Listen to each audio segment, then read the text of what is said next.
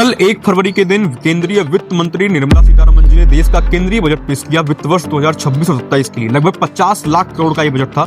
इस बजट में कुछ खास चीजें भी हैं और कुछ कमियां भी हैं, इस पर चर्चा करेंगे।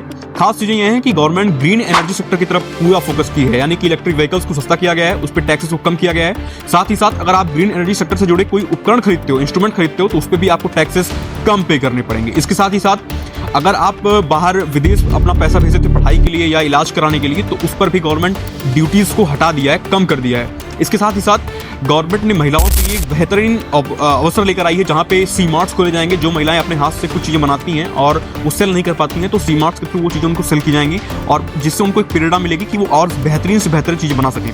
इसके साथ ही साथ हर जिले में गर्ल्स हॉस्टल ओपन किए जाएंगे, जहां पे ये स्टीम संस्थानों के पास ओपन किए जाएंगे, जहां पे साइंस, टेक्नोलॉजी, इंजीनियरिंग और मैनेजमेंट के कॉलेजेस होते हैं, वहां पे ओपन किए जाएंगे, जहां पे जो महिलाएं काम करती हैं वो भी रह सकती हैं और जो लड़कियां पढ़ाई करती हैं वो भी रह सकती हैं। ये उनकी सुरक्षा के दृष्टिकोण से ये फैसला लिया गया है। इसके साथ ही साथ गवर्नमेंट लखपति दीदी योजना के तहत 5 लाख का लोन प्रोवाइड करेगी, जो 0 इंटरेस्ट के साथ होगा, यानी कि उनको उस पर इंटरेस्ट पे नहीं करना पड़ेगा, सिर्फ लोन अमाउंट ही उनको पे करना पड़ेगा।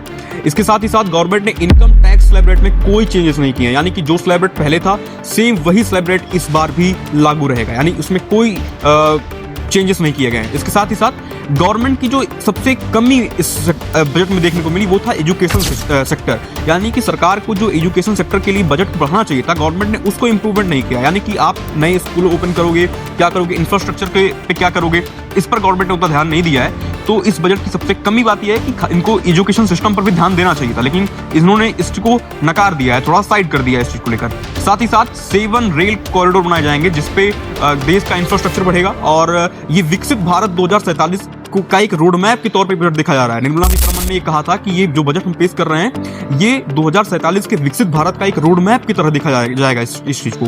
तो ये बजट रहा है और ये बजट काफी लोगों के लिए अच्छा है और काफी लोगों के लिए खराब भी है। तो देखते हैं कि ये बजट विकसित भारत के लिए कितना कारगर साबित होगा।